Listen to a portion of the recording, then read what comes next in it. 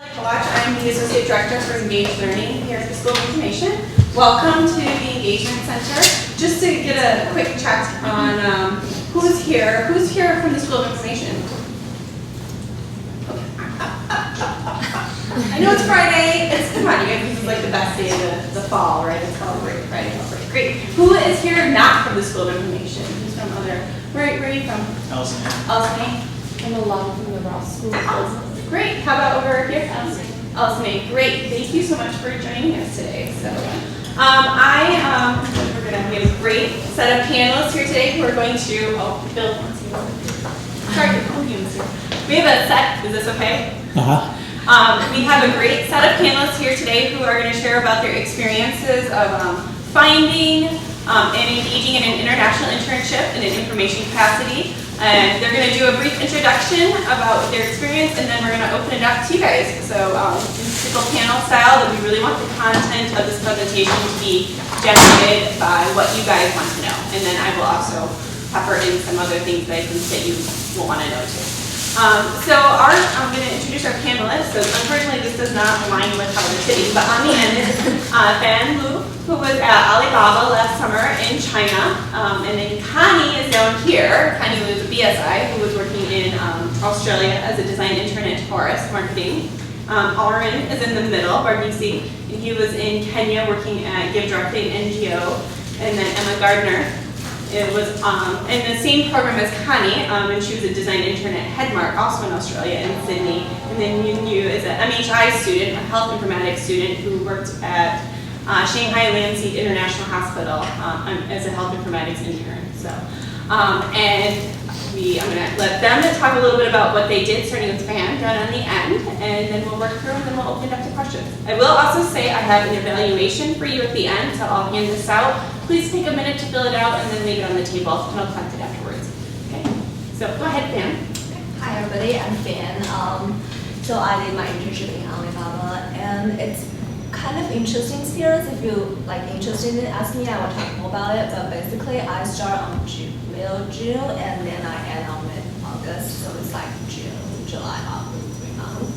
And I basically did a lot of interviews, interviewed different staff people there, and I wrote reports about the whole company. And I'm not doing exactly the project because the internship, the experience in China is quite different from what you know about the internship here.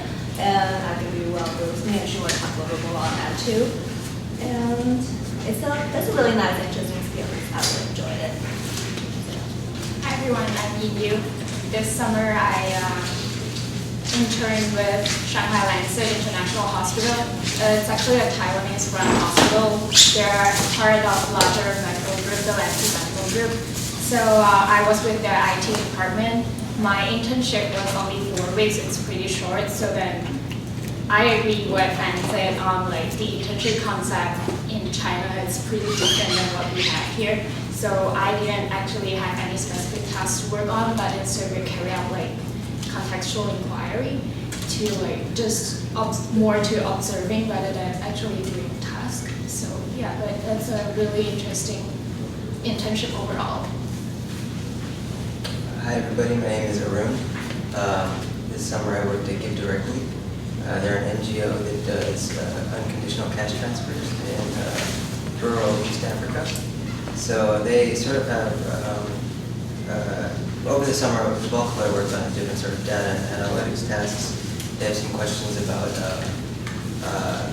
their own operations, and they basically want to know how they can improve some of their operations and some of how they get things done. So there's different projects that were done to look at data they had collected from past work they had done to see some trends and things like that, and also going forward, they're moving into new areas, and they ran some internal experiments to see how they could continue operating efficiently in new contexts. So I helped to design those and evaluate some of those. I'm Emma. I was a design intern this summer at Headmark Marketing in Sydney, Australia, and it was an 8-week internship. Headmark is a very small company. There's only 10 employees there, so it was really cool because it was very Like a lot of the work I did was interdepartmental, and we all worked together. I did a lot of work with Adobe, InDesign, Illustrator, and Photoshop, and I was also doing some coding in HTML and CSS, for some marketing campaign emails and website stuff. So I did the same program as Emma, and we studied, it's the Ross Global Initiatives. So we like study for 2 weeks and then intern for 8 weeks, which is exactly like what I wanted, because being like junior last year, I was just like, oh, I have like no internship experience, like I should really do this. And like I'm paying for it, so like, yeah. But I got paired up at Taurus Marketing, which is a really, really small marketing and PR agency. And they provide tech clients and tech entrepreneurs marketing and PR services. But I mainly became their go-to graphic design person, just like being that they were just like 8 to 9 people within the agency. Like none of them had graphic design skills, and they like realized like that I was actually like good at it. So then they like gave me a bunch of projects, like literally like over like 15 like small like little graphic design projects. And yeah, it was a great like portfolio builder. Everyone was really nice. The Australian like way of life is definitely super like laid back, and it was a good experience. Do you guys would like for you to briefly talk about how you found your internship, and for the two of you, since you applied through a program, talk about the application process and how you got matched or placed into your internship. So, does that sound okay? You want to start with Ryan, just to go back to the other way?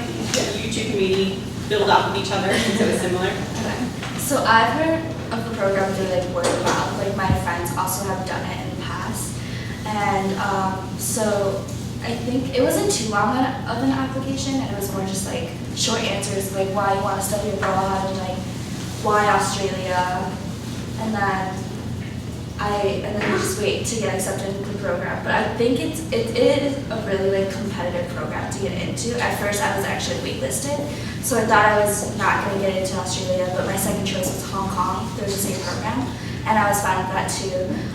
But someone ended up rejecting their offer, and then I got really lucky, and then they like accepted me. Yeah, and so once your application gets accepted, you have an interview with someone. So Ross uses a kind of third-party company in Australia and in other locations around the world called Phi Beta Dingo.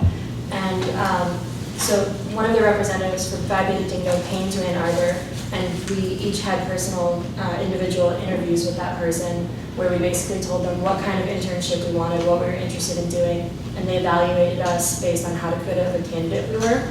They then chose the companies to send our resumes out to, and then those companies told Phi Beta Dingo if they were interested in us or not. And then eventually we heard back from Phi Beta Dingo what company we got placed at. So a lot of the work was done on their end. So it was just a little bit of a waiting process from the time that we had our interview until we heard what internship we got. But everyone's guaranteed an internship through this program. What's the application deadline for that program? December? I don't remember, but it's early like November, December, yeah. It's Ross Global Initiatives. Yeah, but you find out when you get placed, I think, around January. Okay, so in January you know what sort of internship you have. Yeah. So I had known about Give Directly previously. I had sort of read about it a little bit, and I was particularly interested in it. I think maybe around November, December, I just went on the website and looked at their jobs page, and they didn't have any internship postings, so I just, they had like a general work interest thing, so I submitted one of those. And I didn't hear back, and I don't know actually if anything happened with that, but I checked the website again like maybe a couple months later, maybe January, February, and they had an internship posting that was like very lined up with what I was interested in and what I wanted to do. And so I just applied directly through the website and ended up hearing back from them through that.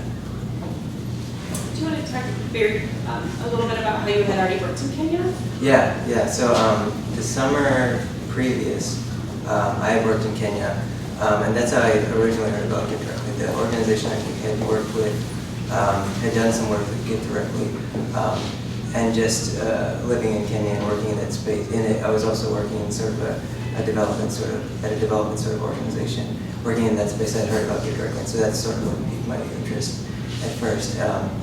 And the organization I had worked at, they knew some of the people at Give Directly as well. So part of my application when I applied to Give Directly was to say I worked at this place, I worked with these guys, and therefore I'm very familiar with Give Directly. So mine is a little bit different. I didn't go through like formal application. It's more like a referral. So our program director, Kai Zhang, actually sent out email asking like students who were interested in Shanghai internship. And then I reached out to him, and then he referred me to another professor in SPH, and I went to meet him, and he actually sent my resume to Shanghai Lancet people, and I didn't have to go through any interview. They said they accepted me, I guess, because they are used to having intern, because Taiwanese students, they actually need to do internship in order to graduate. So like it's a usual thing for them to accept interns. So I guess they just accepted me, and then yeah, that was pretty late. That was when I got an answer from them. It's actually like end of March, and then this internship funding, actually the deadline was on April 1st. So yeah, it's very, very last minute. But yeah, if you apply for an internship and get funding, I would advise you to start early. So. Were you in Taiwan? No, Shanghai, but they're like Taiwanese run. Gotcha. So yeah, their interns are all Taiwanese. And then you functioned in Mandarin? Yes? Yeah. Okay. Yeah, and I'm kind of like Jens, because my specialization is PI preservation for information, and personally I'm interested in the digital assets management. So it's more or less like when I'm chatting with my family, and I just mentioned about like, oh, I need to do intern, and I'm interested in this. And suddenly when people say like, why did you try Alibaba? Because I say like, wow. And then she told me like she knows somebody there, and then she gave me the contact information and sent out my resume, and we have a few like emails, communication, and then she says, okay, and that's how I got it. So it's more like networking. Just networking, absolutely. As you can see, we have program and then networking. Like that's how it works. So that's generally how the international internship search works, is either you work through a model that's established and somewhat pay for the experience, make it happen, or through tuition and things, or it's really what we call self-directed search, which is what all of you guys engage in. So that's kind of the fundamentals. I would love to open it up to what you guys are interested in knowing from the panelists about the questions that you have. So does anybody have something that they're interested in learning? I have a question for Arun. You had previously worked in Kenya. I helped you work again in Kenya. What was it like when you got your first job in Kenya? What is it like being there, or how did I getting the job and then. Okay, so that first time I went, it was right before coming to SI actually, and so I'd been working previously, and I think I just wanted to do something interesting and abroad before coming to SI and after leaving my job, and so where I worked previously, it was a sort of an offshoot of this organization called IPA, which is Innovations for Poverty Action.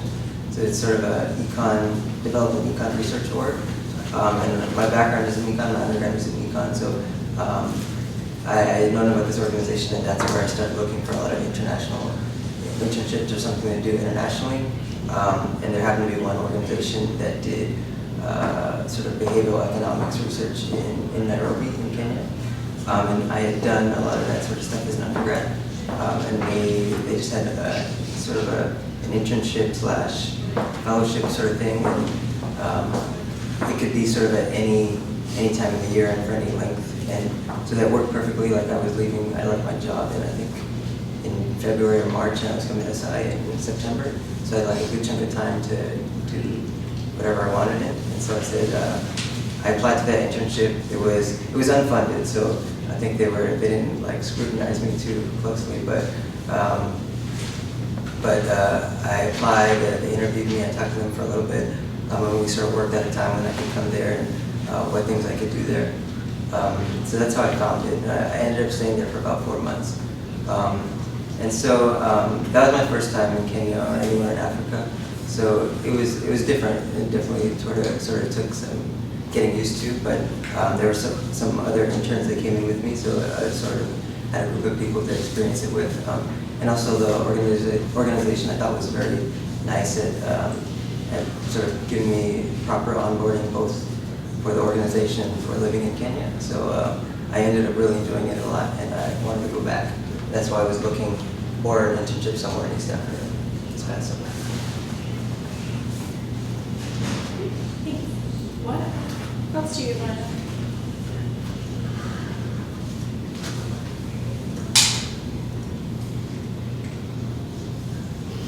Okay, go for it. And now I'm going to ask questions. Do any of you have plans to actually go back and work in the countries that you interned at, like a full-time position?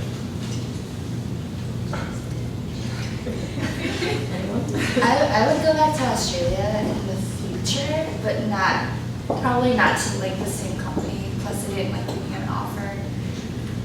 Yeah. I think part of the problem the two of us had is that we're working at very small companies, so they don't have a lot of openings or positions that they could offer us. I know that there were other people in our program who did get offers to continue working remotely for their companies or to come back actually to Australia. But they were in bigger companies also, where there's a little bit more room for internships and other rooms. I'll say also that I would consider going back and working internationally, but I don't think I would do that immediately after I graduate or immediately after INSIDE, just sort of as a personal preference. And I feel like I'd like to work at a bigger organization or something with more structural training. I feel like that's maybe harder to do unless you're working at a bigger company internationally. I feel like it's harder to do internationally. I probably won't, because I plan to find a job in the United States here. I actually had another internship on top of this one. This is my second internship. So the reason why I decided to do a second internship is I wanted to see like a different culture and learn about different things.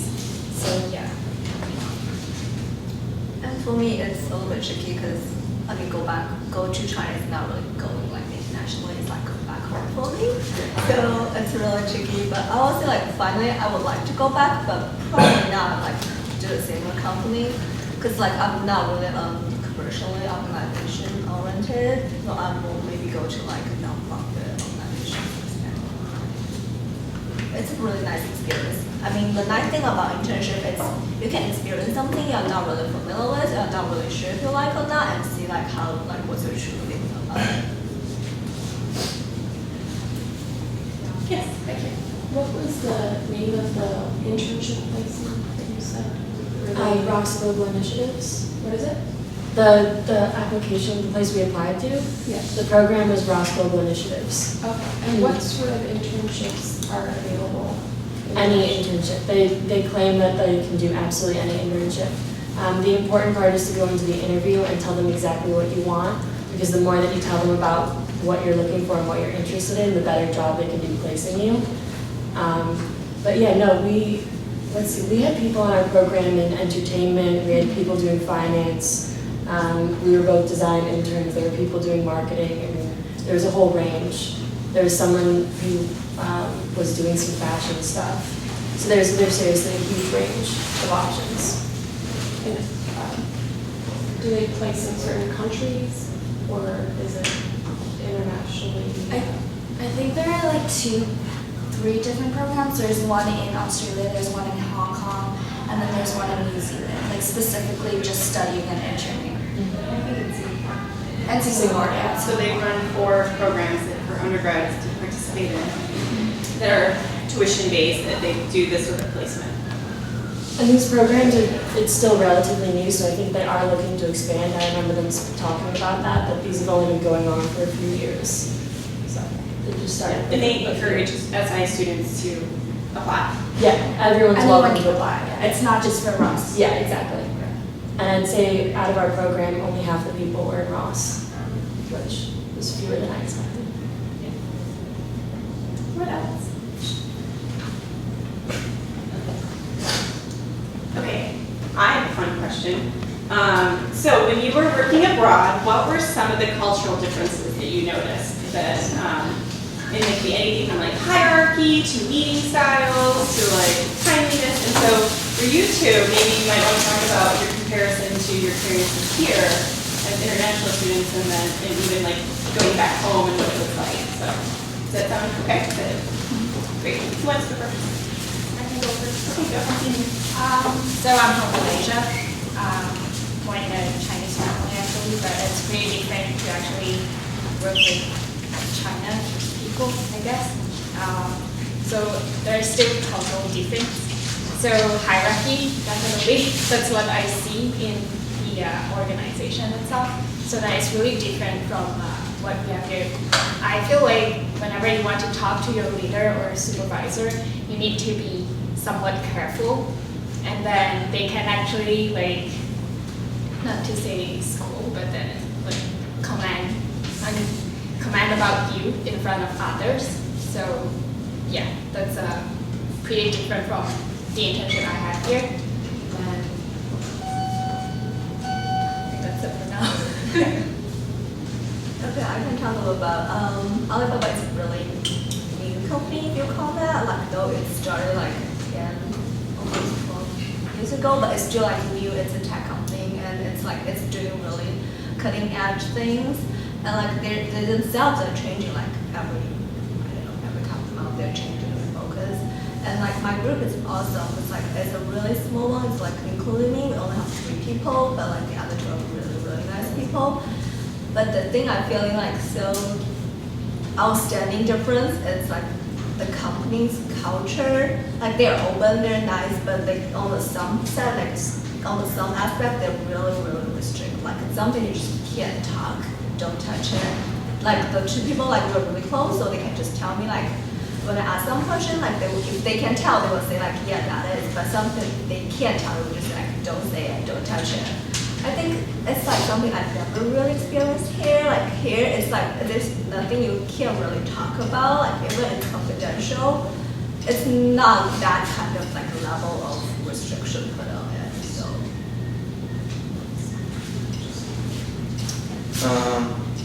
As far as like work cultures, it's hard to say. The Give Directly it was founded by Americans, so it's not, at least when I'm talking to the American team, like it's all, the work culture is pretty similar to working in America.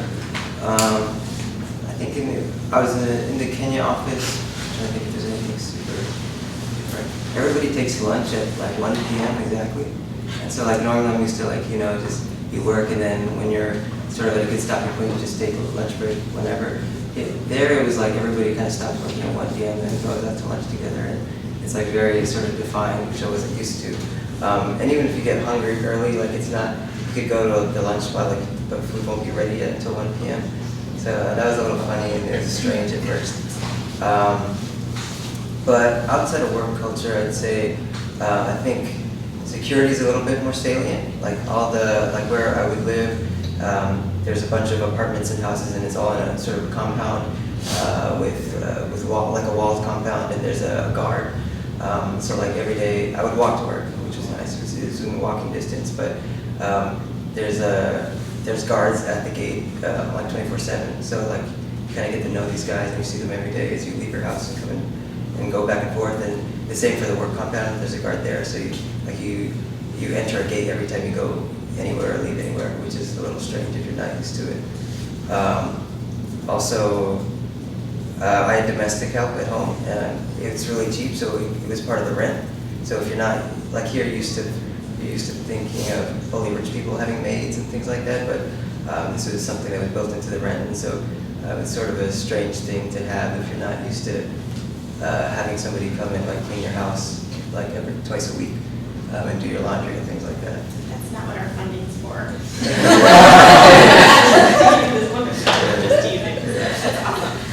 But yeah, it's a little strange. It's a weird relationship if you've never had a maid before and never had domestic help before.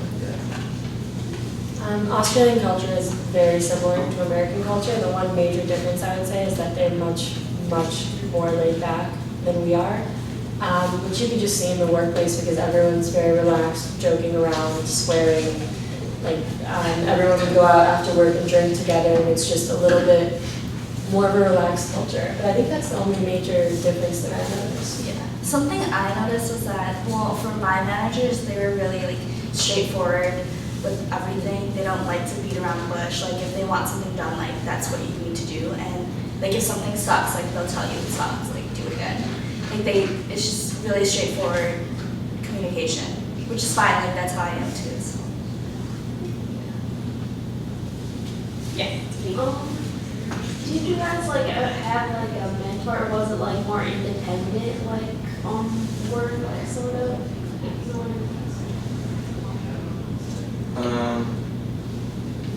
Yeah, so I would say like I worked pretty closely with one of the managers there, and sort of it became a mentor relationship. Like I would always report to him, and he's very good at giving feedback and things like that. So I think he sort of became a mentor, even though it might not have been a formal relationship that we established early on, but I definitely felt like working with him I learned a lot, and he taught me a lot.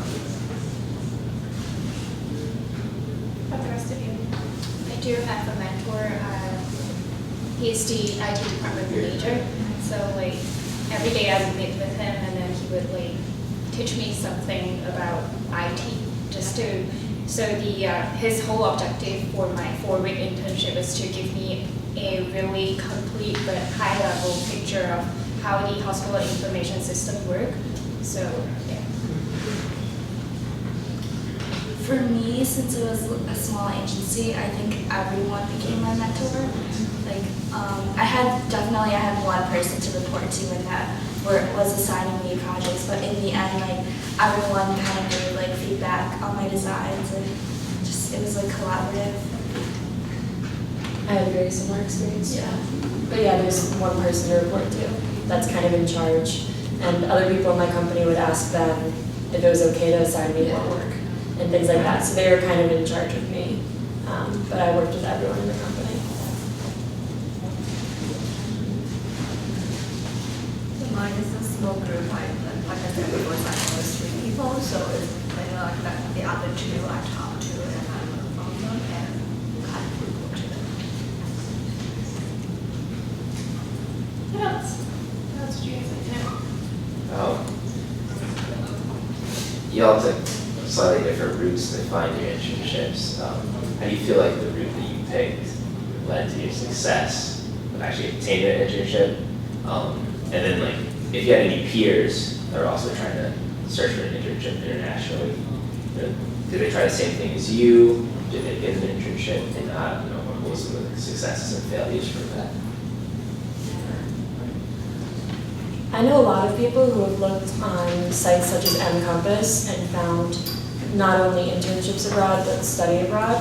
And they're great resources if you just Google like University of Michigan study abroad or internship abroad. There's one page that lists every single program's internships and things like that, so it's really useful. And if you want to specifically go to different schools, like if you go to Ross, I mean, all of them advertise their own programs, and it's quite easy to find if you just spend some time playing around on the University of Michigan sites. And Global Michigan. Well, yeah, The Global Michigan website is an excellent resource. Yeah. I have a friend that found an internship in Sydney, Australia on his own too. So I kind of wish I considered that too, because the program that we did was really costly. But it was like if you pay programs that you get a guaranteed internship. And at the time, that's why I needed a guaranteed internship. But I kind of wish that I went out of my way and just applied to jobs in Australia on my own. But I would have to consider housing and stuff on my own. Whereas through the program, everything's covered for you. Well, not everything, but housing and some food, transportation, And the flights. visa. Yeah, Because I think I know who your friend is because he wrote it back to me and trying to help him with a visa. And so that is one of the challenges of working in certain countries. Is the visa, is trying to get a work visa if you do an independent search. So that's one of the things that you guys actually do pay for, is that wonderful service. Right. I would also just suggest knowing where you want to go before you start looking, because if you're too broad, it's going to be hard to pinpoint an internship, I think. If you have an idea of where you want to go, it's just so many more options become available. How about you three? Like, what are, maybe talking to other people, like, what were the challenges? I talked to a lot of people, but like, what do you guys know of people who were interested and maybe did get a chance to move forward? Like, that's, like, what are the problems that they faced? I was in my own example actually, because I mentioned about networking that got me this internship. It's like really individual, but I wasn't like networking not always guarantee a one, because I also looking at that time I wanted to do two, so I was looking for another one that's in California. I also know somebody there, and they have a like really tiny. It's not a public, but it's like a privately owned museum. Like they're tiny, so like I know they lack people, they need somebody to go there. So through somebody else, I contact the director, and like we also communicate through emails, and we also talk like through the phone, and it's really nice conversation, and like they're really nice, and they say like, okay, how can we help you to get this trip through? But like at the very end, like after I send everything and we talk about details, and they say like, no, sorry, we can't send you. So that's kind of disappointing, but like expecting that, because like if even everything goes smoothly until they say like, yes, we will accept you. Don't say like, yeah, I did it, because it didn't. So that's my experience of networking. So 3 of us in our program who got like international internship offer actually all went through our program director. He himself is actually from China, so he has like a lot of networks. So I would say don't be afraid to like reach out to your professors, because they usually have like a lot of networks that you may not know. They can help you with internship searching. And yeah, also don't be afraid to like negotiate, because my internship is only 4 weeks. It's not what they usually do. It's pretty short period for internship. But I explained to them that for me, what counts is the exposure to a different culture. So yeah, they agreed on that, so they offered me that internship anyways. So I think, yeah, don't be afraid to negotiate. So we can actually do 2 internships, because I guess more experience is always better. Who else did the other 2 people also do an international internship? So one of them didn't actually end up going. He got the same offer as mine to the Shanghai Landscape. Another one, he actually went to Beijing for, I think it's with Georgia Institute for Health, I think. And then yeah, he's not here today because he got funding from School of Public Health, which we're very lucky because yeah, our program is actually part of School of Public Health and School of Information.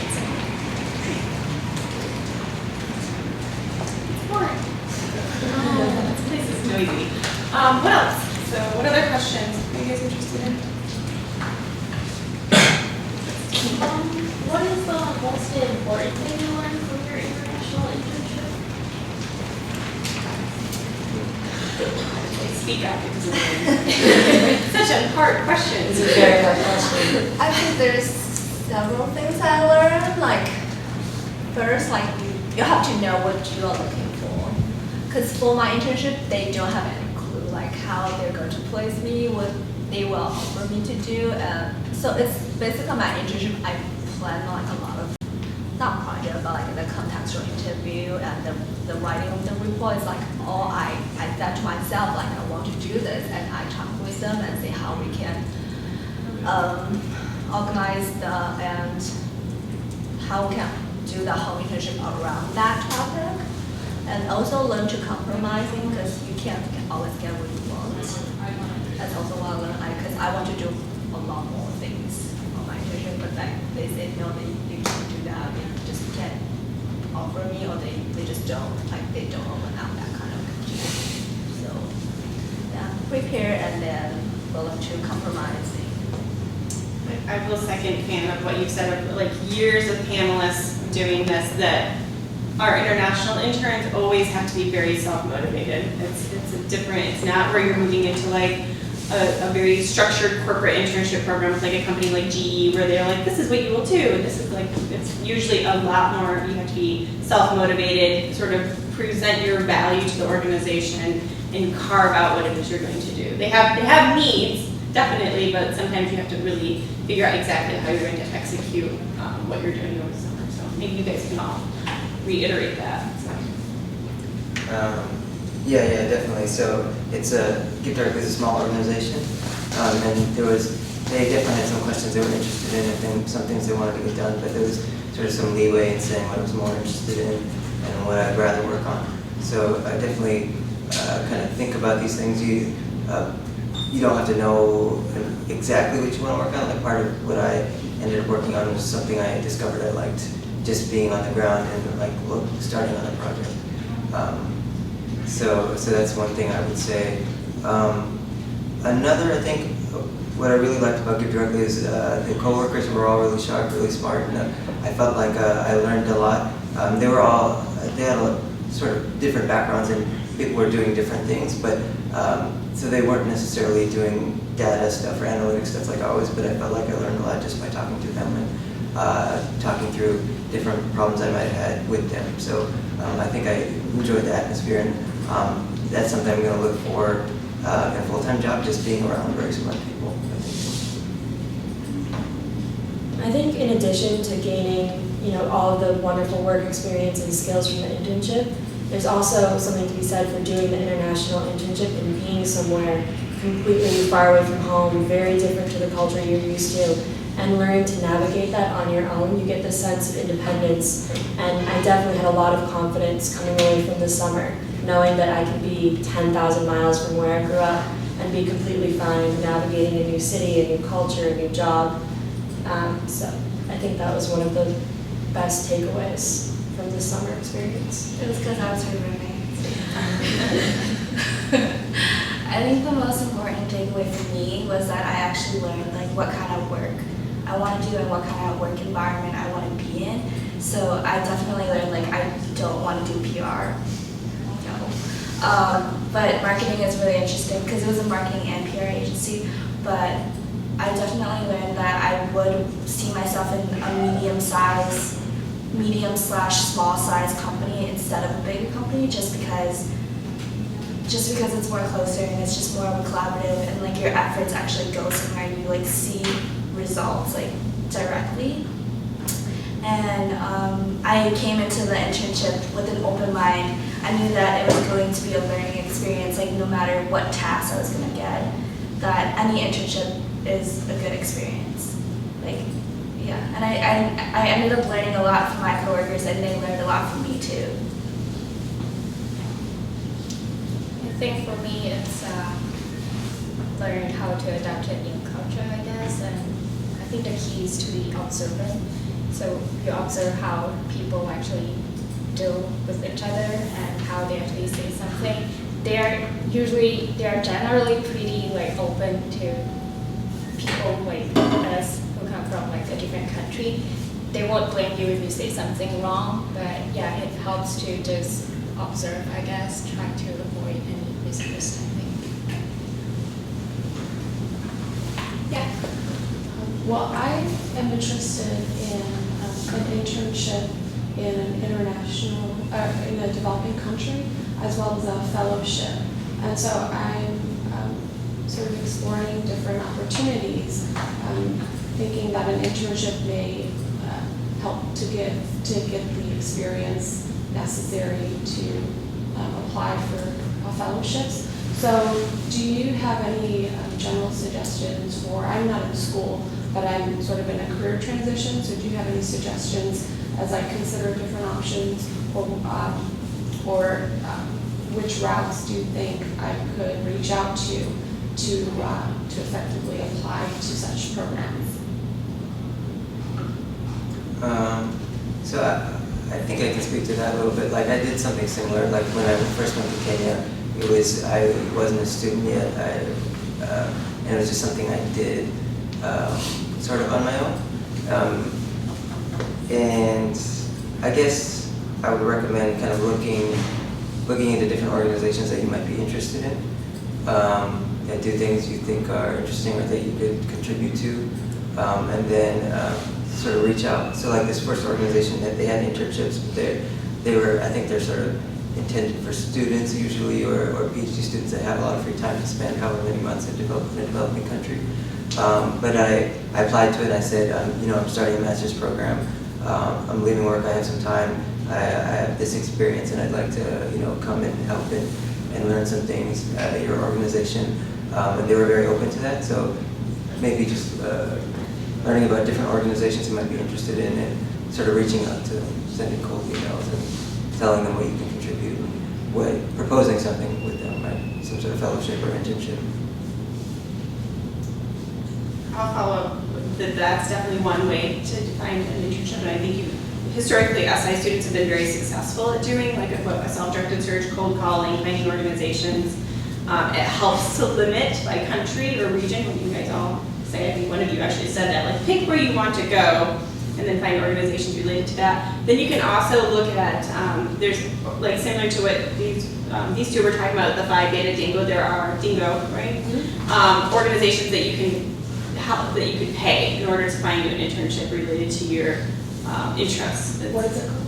Phi Beta Dingo is the one that Ross contracts with, but there's hundreds and hundreds of them. So, I mean, Bill is back there and he could second this. And then there's also, you can align yourself with volunteer organizations. And there's tons of like service-oriented volunteer organizations where you could go and again, pay for it. But they very much range from being a couple $100s to thousands and thousands of dollars for the experience, and have you work with an organization to do something that's related to your interests. I actually, a long time ago, was going to do that with a group in Kenya, and then ended up not going, but for a couple $100, the main cost was actually the airfare to get to Kenya. But for a couple $100, they were going to have me work on education projects.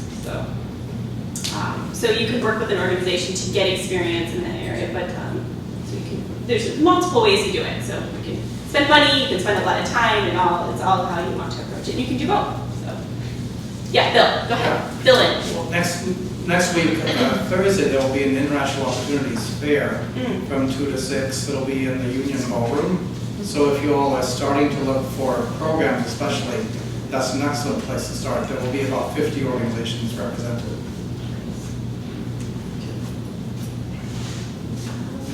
So we have about 11 minutes left. What else do you guys want? What other questions do you have?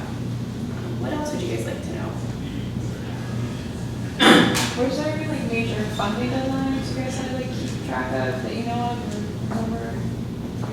About like time frames. I know it's suggested you already kind of have your internship locked down by then, so they kind of like to keep you like that time frame. Like, I need to make sure I have my internship by certain dates and apply for funding. A lot of funding you don't actually have to apply for until April or May, because they know that most people probably won't have those internships figured out until then, which is really nice. I know that if you apply through specific programs like what we did, they also have funding that you apply for at the same time. So if you choose to go that route, they generally also have funding you can apply for. I would say the majority of university funding is around February 15th. Through the International Center, several of the other departments, the different regional offices. We do ours, the School of Information one is around April 1st because we want to apply to the university ones first. And also because, like you were saying, Emma, people don't have their internships lined up by February 15th, at least our population of students. They're sometimes still in the process of getting the information. But if you're on the listservs, which I know you are, but the rest of you, like UMSI has an international listserv, and Bill also maintains a listserv that you cannot miss the funding because we send it out over and over and over. We want you to be very aware of the opportunities. So it's a good question. What do you guys have other things like? I know funding is a huge part of the decision to going abroad, but I think that you should still apply just knowing that there are resources out there for funding, and just take a chance and just apply and see if you get accepted, because you can always just decline your acceptance. There's also, just really quickly, there's a list on, I don't know exactly where it is on the U of M website, but there's a list of all funding by school. And so you can see what you, what? Also on Global Michigan. Global Michigan, yeah. So seriously, go to that website because it's amazing for any internship opportunities or funding. It was really helpful because it has the whole list by department. You can see what you qualify for and when the due dates are, all on one page. And Compass also, if you go on there, has a funding selection that you can go and look at a variety of different ones and see what you're eligible for. So. Well, I have a question. So currently I'm a freshman, so I know it's hard for freshmen to find internship. So in case I didn't find internship in this summer, what would you recommend me to do? So that I would say that particular question isn't really relevant to the topic today because that's a general internship question rather than about international internships. So are you an SI? So I can talk with you afterwards about that, so if that's okay. So I would really just like to, since we only have one time for a little bit, one more question, probably to keep it on the international internship topics. So, does anybody else have any other questions about international internship topics? Searching, funding, visas, housing, living in foreign countries, challenges. Yes. Or, I know some of you guys went to the programs, so the programs helped you out with getting your visas, but if you weren't going to do that, what was that process like? Getting a visa, like the program helped you? So my organization, I mean, there ended up being some, I think some companies do this, like you apply to the company, you send them your information, and then they'll do the work with the embassy. So that's what I use. Like I got the link from somebody at the company I work with. They said this is what I used to get a visa.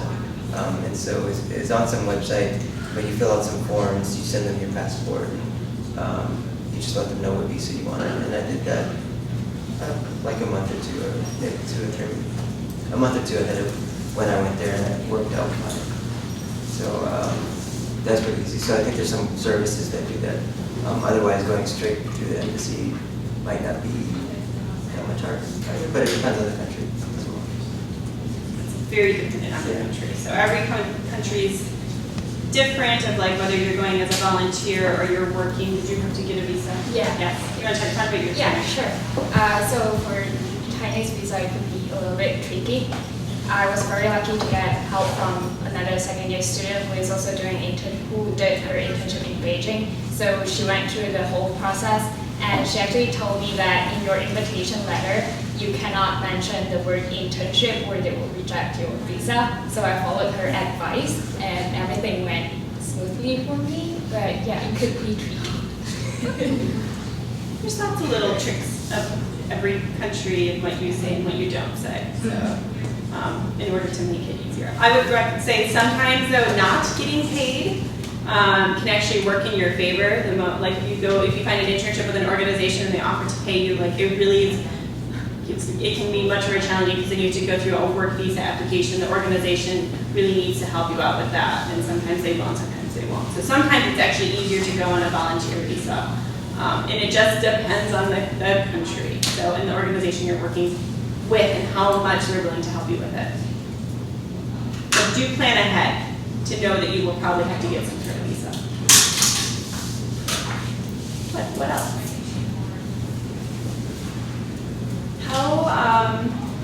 How did you guys find, so I think you guys had housing built in, you guys live together, right? Yes. How about the 3 of you, how did you find housing? How did you like arrange all of like transportation and things like that when you were in country?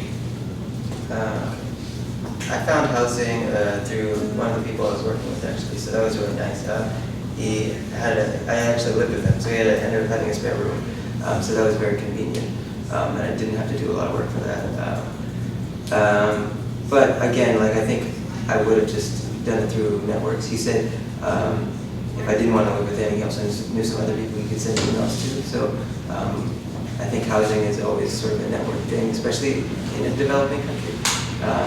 There's no Craigslist type thing there, so that would have been hard to do.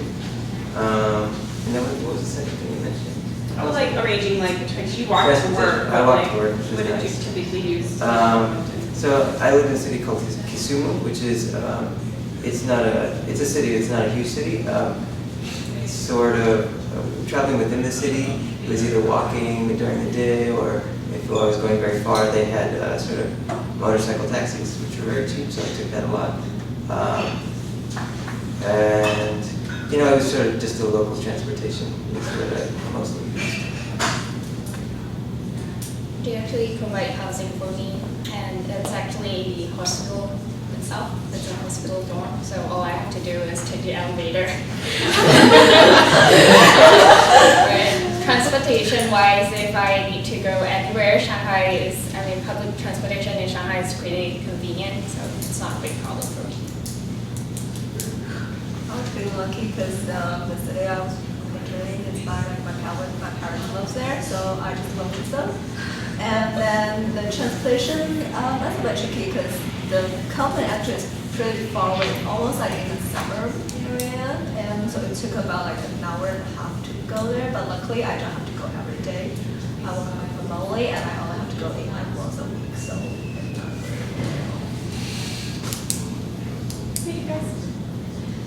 Well, we had housing provided for us through our program, but as far as transportation goes, we were in a huge city. The transportation was fantastic. One thing I recommend is looking up what kind of transportation you're going to have ahead of time and perhaps how much it's going to cost you. Because for some people in our program, they had to go quite far, like an hour out of the city, and it ended up costing them quite a bit of money, which they had not anticipated. So there are those kind of hidden costs that you don't always think about before you go somewhere. Transportation is really clean in Australia, and then they do this weird thing where the cost depends on how far you're going.